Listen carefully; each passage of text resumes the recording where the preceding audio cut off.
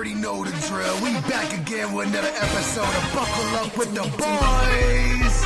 Don't forget to like, comment, and subscribe.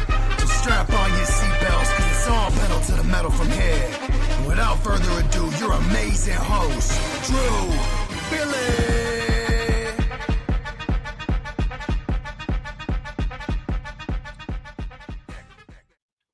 Hello, my beautiful people, and welcome back to another episode of Buckle Up with the Boys here with your host, DB. You're probably wondering where Trevor is tonight. Trevor's on a business trip in Milwaukee. He'll be back with us next Tuesday, but we have a lot of news that we had to go over today, and I didn't want to wait and have you guys not know what the hell's going on in the football world without it coming out of my mouth. You probably read headlines and what have you. But no, a lot of news to go through here with the NFL side of things. This will be a shorter episode that we'll be doing tonight for you beautiful people out there. Also, check out our shorts, and also don't forget to subscribe, like, and comment as usual. But a lot of news to go through here. Injuries, Bills-Chiefs games, Steelers outcome, how I feel about that, how I felt that they didn't do anything at the trade deadline, what have you. But anyways, we'll get in the news right now. Tucker Kraft's magnificent breakout season has come to an unfortunate end. If you didn't catch this very sad injury, an MRI confirmed that Kraft suffered a torn ACL in the Green Bay Packers loss to the Carolina Panthers as initially feared, NFL Network insider Ian Rappaport reported yesterday. Kraft was injured early in the third quarter of the Green Bay 16-13 defeat, and head coach Matt LaFleur told reporters after the game that his third year tight ends injury didn't look good. If you watch the playback, it's not enjoyable to watch. Tucker having a hell of a season, led up the Steelers when they played us, but devastating loss for the Packers to the Panthers. But Kraft having turned in 32 receptions for 189 receiving yards and 6 receiving touchdowns, the latter 2 leading the team through 8 games. The 24-year-old as well on his way to setting a career best across the board, having produced 50 catches for 707 yards and 7 touchdowns in 17 games last season. So his production already in the 8 games, he was going to surpass what he had before. It's just sad to see that he went down, and thoughts and prayers to him and his family. Also, Washington Commanders quarterback Jane Daniels dislocated his left elbow in the fourth quarter on Sunday night's 38-14 loss to Seattle Seahawks. Daniels will have an MRI on Monday to determine how long he's out. NFL Network insider Ian Rappaport reported that it's not a storing arm, so it's not a bad injury. The team's not concerned, but also it's his left arm. They had to put a brace on it right as he was coming off the field. If you watch that game, it's not an enjoyable injury to see something like that on the field. What's up, Captain Sanos? Thanks for joining in. But also, guys, because Trevor's not here, chime in with questions or whatever the hell you want to talk about. Throw it in there. We'll throw it in the script. I'll be able to answer your questions easier because there's not 2 of us doing conversation. But yeah, no, thoughts and prayers to Jane Daniels. So he finished the game with 16 of 22 passing for 153 yards and an interception. Has suffered through an injury-plagued sophomore season. Everybody talks about, except Ben Roethlisberger, really. He won the freaking Super Bowl his sophomore year. But Jane, he's been stricken with injuries. There was some with his quad. Now it's dislocated elbow. It's a mess. So hopefully, I don't think he'll be back this season. I think next season he'll be back. But yeah, that's a blow to the Commanders organization, having Marcus Mariota lead your team. It's not, I'd rather have Jane Daniels than Marcus Mariota. But yeah, thoughts and prayers to him and his family. Also, another game watched live, I thought was very interesting. Orchard Park, New York, after Josh Allen spent much of the past week downplaying Buffalo's showdown against Kansas City, the Bills quarterback revealed there was more to the rivalry than he let on. If you watch the Bills and Chiefs games, there is not an ideal situation at all for Daniels. But as you watch the Chiefs and Bills rivalry here, the series they've had over, it's, last 6 years, I'd say. It has been a interesting roller coaster They get them in the regular season, then they get to the off season, they have their number. Hopefully, the way that the Bills defense played on Sunday's game, they're able to bring that into the postseason, because I'm telling you, if you rattle Mahomes and get and push him down, and every time he has to keep getting up, it rattles him, and you have the advantage then. But McDermott with his timeouts throughout that game was driving me fucking nuts. Josh trying to do hero ball, he gets sacked. They walk out with the win, but at the end of the day, it could have ended very badly for the Bills. And overall, you can never count the Chiefs out when you play them. So you need to play a clean fucking game. You can't be having penalties. You can't do shit that's any negative way during the game facing them, or you're not going to, they're going to have a chance. They always have a chance. Just like you saw a 28-21 lead. You thought they had it when they were down 28-14. The Bills were good. Now they came back. It's a fucking three-headed monster. They just come back. Mahomes, you got Chris Jones on the defense, and then Travis Kelce. And then, freaking Spagnuolo and Reed, they're just, they're Hall of Fame coaches, and they know what the hell they're doing. Hopefully they're able to do it in the postseason. But the Chiefs, I'll say this to the Chiefs Kingdom as well. You need to get to the postseason. A lot of chirping on social media lately. You guys need to get there. A lot of wins that you left out there, including this one. So let's not get ahead of ourselves here. So Chiefs Kingdom, good luck to you on that. Also, Patrick Mahomes' stats, by comparison, finished with his worst completion percentage in his career, 44.1%, while going 15 for 34 for 250 yards and an interception. Didn't even have a throwing touchdown. The two-time NFL MVP had previously never finished a regular season game. This is a stat, completing fewer than 50% of his passes over his 9-year career. So the Bills defense, man, they were fucking humming during that game, and it really produced. Suddenly, the Bills have the upper hand in the playoff seeding race by opening a 2.5 edge over the Chiefs. However, it's still chasing New England Patriots, the 7-2 in the AFC East standings after losing to the Patriots last month. So really, the Patriots are who everybody's chasing in that division. And without them getting that win later on this season, I would be very concerned if I was a Buffalo fan. The Patriots might be back, folks. They might be back. Drake May's playing some MVP ball right now. So if they're not on your radar, you should be watching and making sure, to follow his, with betting or what have you. But Mike Vrabel coming in first year, really making an impact. What else do we have here? What else do I have for the Bills game? Yeah, McDermott just needs to not fucking have to use all 6 timeouts every game. It's just stupidity. Cincinnati, Joe Flacco has led the Bengals to a combined 80 points in their past 2 games. Both of them losses thanks to the Cincinnati's NFL worst defense. After the Bengals couldn't hold a late lead for the second straight week and lost 47-42 on Sunday to the Chicago Bears, which who the hell would have thought that Caleb Williams gets that clutch and throws a beautiful pass to Loveland, and they take the lead, and the Bengals thought they were safe, and it completely went the other way. Oh, they are making waves, Insano. They are. Yeah, Big Dick Joey. I'll tell you this, though. They dropped that one to the Bears. Flacco was acquired by the Bengals 3-6 in a trade with the Cleveland Browns with the hope that he could keep the team afloat until franchise quarterback Joe Burrow recovers from toe surgery. And the 40-year-old has done his part. Now, what I have to say on this is, and I said it last year during the draft, when me and Trevor had our draft special. If you were unable to catch that, you can watch that back. That's the video pinned on our YouTube channel. I said this during the draft. They needed to get some defensive players. They were battling with Trey Hendrickson, not wanting to sign him to a contract. I don't understand why the hell you didn't want to do that. Then you had, you're seeing firsthand their secondary is depleted. They can't get to the rush. They look stellar against the Steelers. I don't know what the hell was going on in that game. But overall, it's a disaster in Cincinnati with their defensive play. Flacco's able to put, Jesus, what's the stats here? Career high 470 yards, 4 touchdowns on Sunday, including 2 touchdown throws in the fourth quarter that put Cincinnati ahead 42-41 with 54 seconds left. You should be able to close that out.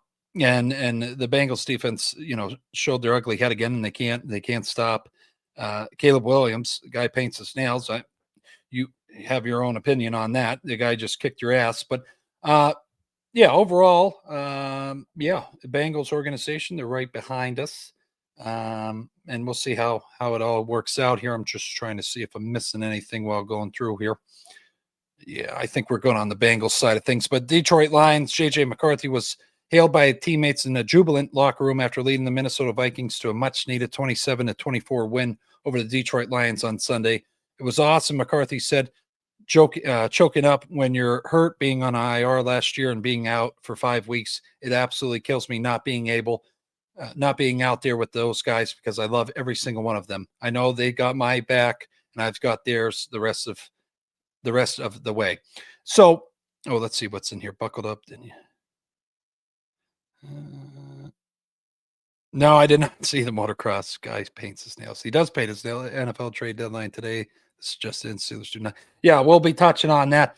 But overall, JJ McCarthy, I can't stand any Michigan players. I can't stand the University of Michigan at all. Their football program are cheaters. But what have you? Moving past that, you got to see another side like you did last week from Justin Fields, an emotional side to this, the toll of the grind of football, NFL, the National Football League, at the professional level, how challenging it is for these athletes.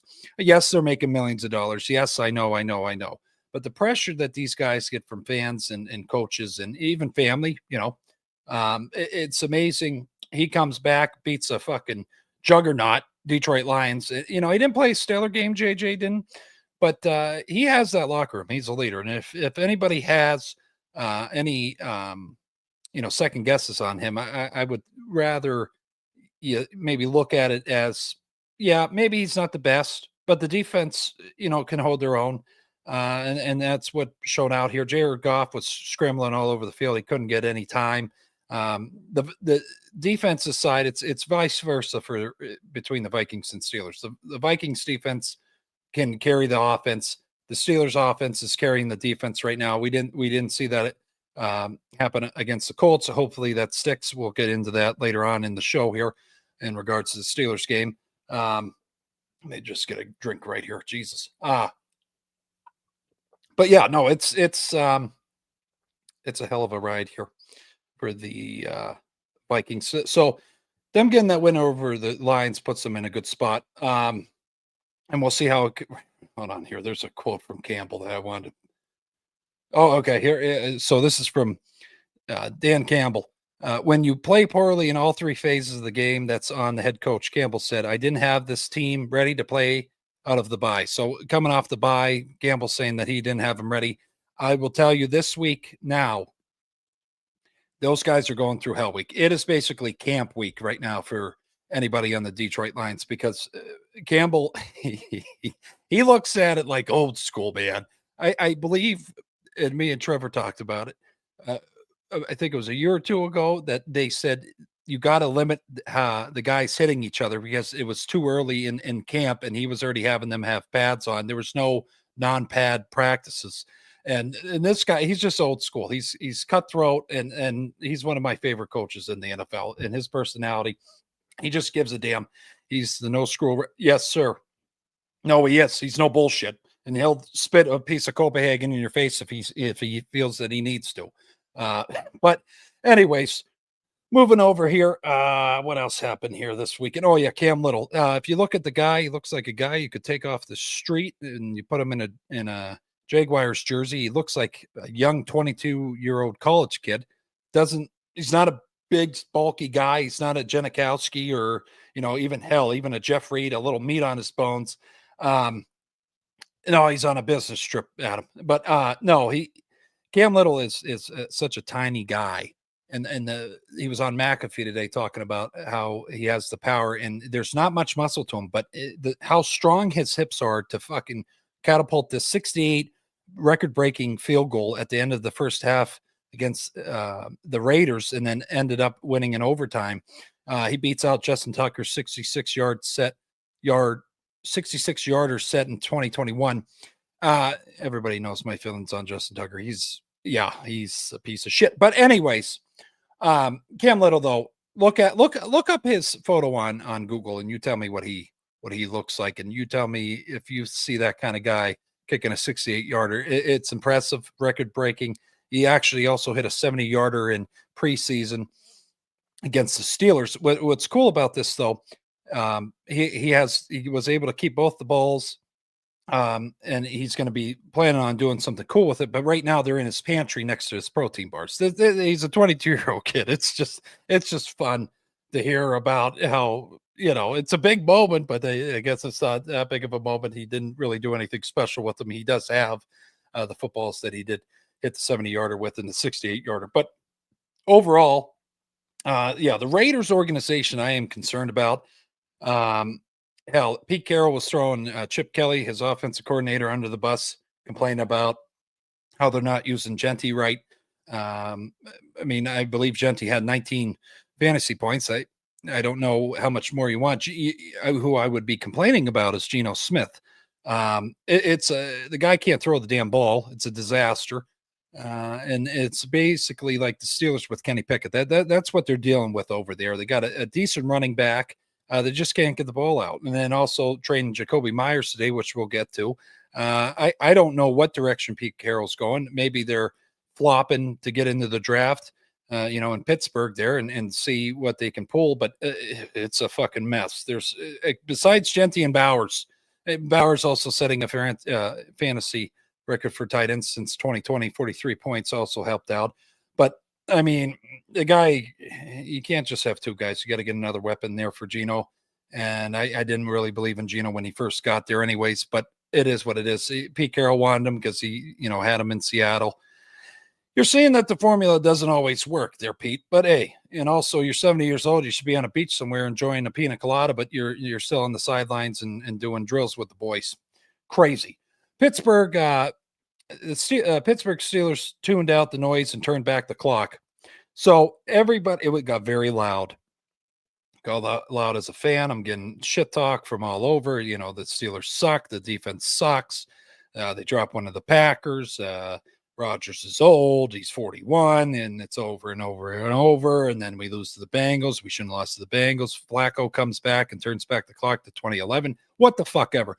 Well, for everybody that didn't know this and has me on social media, they brought back the Super Bowl 40 team. Dick LeBeau, Bill Cowher was in the house. Ben Roethlisberger, Jerome Bettis, Joey Porter Sr. I don't know if Hines was there. I don't believe he was there. Alan Faneca, Ike Taylor, what have you. And I think those guys just being there, they had to show out. You can't celebrate Super Bowl 40 and not, I think it was a 20-year anniversary. I think that's why they had them there, anniversary of them winning the Super Bowl 40. But overall, they fucking turned out. And I will tell you this, if you didn't watch the game and you're going to go back and watch the highlights, or you did watch the game, I think the turning point, and I say this every time, he just needs to get to the quarterback. TJ Watt's strip sack completely opened that fucking game. Right after he did that, the guys were flying around with their heads cut off, eyelids cut off, what have you, whatever Tomlinism you want to use there. Jalen Ramsey's dirty hit on, I forget who it was. I think it was Alec Pierce that he hit helmet to helmet. Yes, it's illegal, but that's Steeler football. Hard hitting. Who gives a shit? And they were sending messages all over the field, all over the game. And it was enjoyable to watch. And Daniel Jones, unfortunately for the Indianapolis Colts, so did Daniel Jones feel the wrath of the Steelers defense. Steelers harassed Jones and AFC leading Colts into 6 turnovers and a 27-20 victory on Sunday that provided a reminder that when at its best, Pittsburgh's star-laden defense can create a unique brand of chaos. If you pressure the quarterback, without a doubt, you will win that game. If in the way the offense is humming, we're averaging almost 20 plus points per game. We should be winning almost every fucking game or close to it. So the defense showed up. It was nice to see. Again, TJ Watt, strip sack, opened the door. Then Peyton Wilson, I would have gave him the game ball. They gave the game ball to Kyle Duggar. He was signed on Thursday last week. He comes in, plays every defensive snap. I get that. I get the nod, Tomlin. But Peyton Wilson was the difference maker in that. Jack Sawyer getting the pick 6. That was huge. Overall, it was just, or not a pick 6. It might have been a pick. No, I don't know if it was. It wasn't a pick 6. It was just a interception. But The Steelers turned 3 of the Indianapolis giveaways into touchdowns while reeling off 24 straight points to turn in an early 7-point deficit into a 17-point lead. They never threatened to give away. I'm telling you, if the defense for the Steelers can show up and do that every week, we have no fucking problem. And I think it was a notice to the league that you better watch out, because when the Steelers defense is humming, you're going to have a fucking problem, because now we got a guy that actually knows what the hell. There's a little Tomlinism for you guys too during his presser. It's a fine line between drinking wine and squash and grapes, Steelers head coach Mike Tomlin said during his press conference. So I guess we were squashing grapes during the week leading up to this game, and now they're drinking wine. That's how I take it. I want to see what you guys think about that Tomlinism. Pittsburgh and the NFL's highest paid defense had been on the wrong side of that line of hate, and they've heard about it plenty. The Steelers steadied themselves with a vintage performance in front of an extra stadium crowd that included an alumni from 2005 team in town to celebrate the 20th anniversary of the franchise's 5th Super Bowl. Some of those players were on the field during warm-ups and also talking with the current group. Joey Porter Sr. said he got them amped up. So if you look back and you want to see some funny videos, look at the huddle ups with Joey Porter Sr. leading the charge. He didn't give a shit. He started a fight before the game even started back in his heyday against the Browns and got kicked out of the game before the game even started. So that you bring that kind of energy into a team that needs some kick in the ass. That's the guy. Also, Danny Smith chewing his gum. That was a highlight of the game. So just my feelings, my 5 feelings from the Steelers game. Jake's, yep. Oh, yeah. Yeah, we'll be talking about them. Just when I thought I was out on the Steelers defense, they brought me back in. They made me feel that we can stick it with these playoff teams. And because I told a lot of people last week, and I think I said it on the show, if we lose to the Colts, I don't want to make it to the playoffs. And they were able to impress me and tell me that they're able to do it and able to produce turnovers. And once those turnovers get going, then the offense was able to complement them by getting the ball in the end zone or through the uprights. So hats off to the Steelers defense. What else do we got here? The Steelers defense made some changes. Well, they stick. Did Terrell Austin get a fire lit under his ass?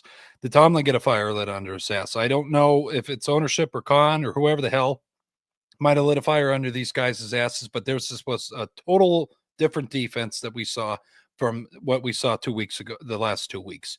So hopefully this sticks. I want the intensity. I want those guys flying around the ball. Yes, I know that they have to also keep their health in check as well. But God, get these guys going.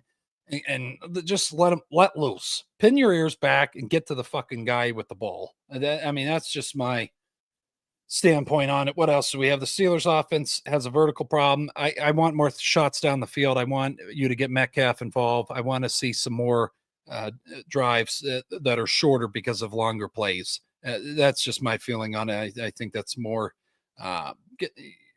better football. And also Metcalf. Why'd you go out and get Metcalf? He had 2 receptions for 6 yards. We got to get him more involved. You're paying him $30 fucking million a year. Let's get him involved. Jesus. Kyle Duggar is not so unsung hero of the win. I finally got that out. He recorded 4 tackles. He got the game ball. I understand why Tomlin gave him the game ball. It's a morale thing. The guy comes in on Thursday, plays, I believe, 74 out of the 77 defensive snaps, 78 defensive snaps. So, it's impressive to see Duggar come out there again. I wish the game ball went to Peyton Wilson. He made some splash plays for us, batted the ball up, some crucial tackles as well. He reminds me of a young Jack Ham. If you watch, there's any Steeler heads out there, Yinzers. He reminds me of Jack Ham. He doesn't make many mistakes, and he's clean, and you're not seeing a lot of penalties called on that young man, and he's always seems to be where the ball is. And that's the kind of guy I want on the Steelers defense, leading us in the middle linebacker position with Patrick Queen. Odds and ends, Joey Porter Jr.'s development's coming through. I think also bringing in Jalen Ramsey, Darius Slay. I'm going to tell you again, I said this at the watch party I was at. I don't understand, over the last 3 weeks, you've came out of the game 3 or 4 times each game. If you're hurt, just fucking stay out. And if you're the training staff, take his helmet. We don't need to keep having pauses of the game. It screws up the flow of the game. You also got guys that could, get what the hell am I looking? Tightened up, what have you. Just stay on the sideline. You don't need to come out. You don't need to come out on the field. Just stay on the sideline. I'm sick of seeing that every week. But bringing those two guys in, Joey has become a more stickiest corner, and it's been enjoyable to see him on the roster doing that. Caleb Johnson gained 13 yards on 2 touches, nothing major, but it's nice to see the rookie running back out of the doghouse and being able to show what he can do. He's a faster Najee Harris, and that's why we drafted him. So I'm happy we did that. Jack Sawyer hasn't been getting a lot of love. He got the interception. He showed his ability to make big plays in the pros. I'm enjoyable to see his development continue. Payne Wilson seems to be going punch out on every tackle he makes. He's trying to punch that ball out like the vintage TJ Watt from years ago, and still doing it now. Darnell Washington still has some issues, but it's been a treat to watch him develop as a receiver this year. I think having Aaron Rodgers, a Hall of Fame quarterback, give him some flowers, make him feel comfortable, and make him feel that he belongs, and also getting him the ball and wanting to get him involved because he's 6'8", 300 plus. Rodgers, I think, has kind of taken the cake on, hey, we need to get this guy involved. He's a freak. He's basically a lineman that can run. He looks like a baby giraffe sometimes when he runs, but in the end zone, they try to make that connection, and the ball got bobbled there, and it is what it is. I think they'll be able to clean it up, but the 6 turnover performance on defense was definitely frugal and very enjoyable to see. Herbig had 37 defensive snaps, and Highsmith had 45, and TJ had 56. So giving those guys some time to take a break. Also Highsmith having 2 sacks, a forced fumble, and run stuff. So that was enjoyable as well. That's just my feelings from the Steelers and Colts game. Also, a lot of interesting things going on with fans there. The one guy on the Colts fan base there, this is our Colts, this is our team. I don't know what his name is, but he got called out then by a girl that's a Steelers fan. Took offense to him saying that the Colts defense was going to break Aaron Rodgers' back. It's just playful. It's good. I like it. I like the intensity between the fan bases. I guess it's playful fun, but I think she was actually pissed off, and the kids just, I don't know what the hell is going on there. You guys can look more into that. I didn't have the time or the patience to go through all that, but it is what it is. Chargers acquire O-line help. So I'm going to be going through the trade deadline today. A lot of interesting moves. So we kick off at 10:37. Cowboys obtain Logan Wilson. Dallas Cowboys traded a 2026 7th-round pick to the Cincinnati Bengals for linebacker Logan Wilson, who previously requested a trade. He has a total of 46 combined tackles, 4 passes defended, and 1 fumble recovery. Wilson is in his second year of a 4-year, $36 million contract. So we'll see how he develops. They do need a middle linebacker help as well. So the Cowboys signing him. I see why they did that. Draymond Jones to the Ravens, who have won back-to-back, acquired Draymond Jones from the Tennessee Titans for a 2026 conditional 5th-round pick this season. Jones has totaled 4.5 sacks, 26 combined tackles, and 1 fumble recovery. I'm a little nervous about the Ravens getting more firepower on that defensive line, but we'll see what comes of it. What else do we got here? Jacoby Myers, like the Padre put in there. Jaguars added wide receiver Jacoby Myers from Las Vegas Raiders for 2026 4th and 6th-round picks. The veteran receiver has totaled 33 receptions for 352 yards and 0 touchdowns this season. Myers, who requested a trade earlier this year, is in the final season of his 3-year, $33 million deal. So they'll be taking that on as well. And he'll be probably looking to get money, or, we'll see how that plays out in the offseason with Jacoby signing back with the Jaguars or going somewhere else. Colts make a blockbuster move. To the football fans out there, was it a blockbuster deal? Yeah, whatever you want to, it matters how you look at this, but I'll say this. They acquired Sauce Gardner from the New York Jets for 2 first-round draft picks and a wide receiver, Donnie Mitchell. So you bring on a 4-year, $120 $120.4 million extension with the Jets in July that Sauce signed with the Jets. Now you bring that on to the Colts organization. You trade away your 2 first-round draft picks. Is he worth it? Let's see here. Has totaled 6 passes defended and 20 combined tackles. Mitchell was a 2024 second-round pick and has 33 or 32 career receptions. So in the regards, I think the Colts just want to offload Adani. But Sauce Gardner coming over, I mean, you got money. You got Daniel Jones you have to pay. You have Jonathan Taylor that's going to want paid. You have wide receivers that you're going to have to pay. Alec Pierce, Mitchell, Michael Pittman. I'm trying to think of who else they have. I mean, you have Tyler Warren. Yes, you have weapons. I'm just, 2 first-round draft picks, what you could have got in the draft compared to Sauce Gardner. I guess it's a thought to think about. You can look at it a lot of ways. I don't think it was that much of a blockbuster. Yeah, you bring in a guy that you needed help in the cornerback position, but 2 first-round draft picks, that was reported by Jay Glazer. We really enjoy Jay Glazer. Seahawks added speed. This is who I wanted the Steelers to do. Get this guy, Rashid Shaheed from the New Orleans Saints for a 2026 4th and 5th round pick. The Seahawks got him. I wish the Steelers would have made a move. They didn't make a move today. We'll get into that in a minute. Who else made moves here today? Cowboys get Quinn Williams. The Cowboys have traded defensive tackle Mozzie Smith in a 2027 first-round pick and a 2026 second-round pick to the New York Jets for defensive tackle Quinn Williams, and that was reported by Jay Glazer as well. Williams, a one-time All-Pro and 3-time Pro Bowler, has totaled 1 sack, 3 forced fumbles, and 32 combined tackles this season. The 27-year-old is in his second season of a 4-year, $96 million extension. Meanwhile, Smith was the Cowboys' first-round selection in 2023, but has logged just 57 career combined tackles. So Jerry said he was going to make moves after he got rid of Micah. This guy, I don't know. I think we need to check on Jerry's mental state. He had a presser yesterday coming after Micah again about him saying how he wants guys that want to play for him and not lay out on a massage table and not give a shit about the game, basically, in my words, what he said. I don't know. We'll see how this works out for the Cowboys. Quinn, his motor has been depleted. I mean, he's only a one-time All-Pro, and he's a 3-time Pro Bowler. So what's gone on in those 6 years?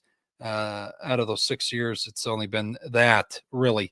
But we'll see what comes of it. I still wonder why you traded Micah. And this is, I guess, yeah, you got more pieces and you got a first-round picks, and you got another you traded away actually one of your first-round picks to get Quinn. So I hope he works out for you there, Jer.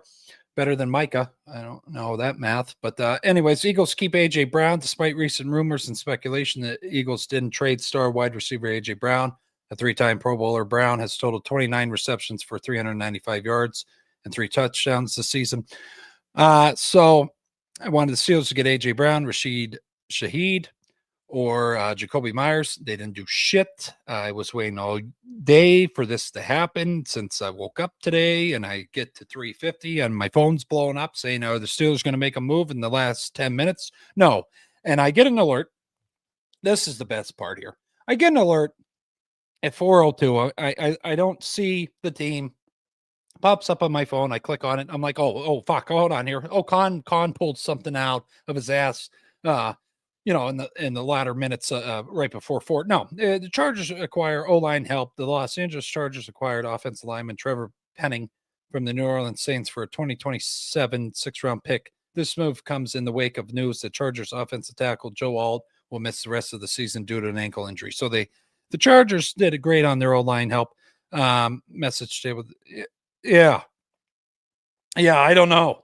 But no, there's a lot of things that I'm not happy about. The Steelers should have made a move. They could have got another wide receiver. I'm guessing that's the plan in the draft, that they're going to be getting a wide receiver. I'm not sure what the hell's going to happen, but I will say this. I really would have liked to have another weapon next to DK.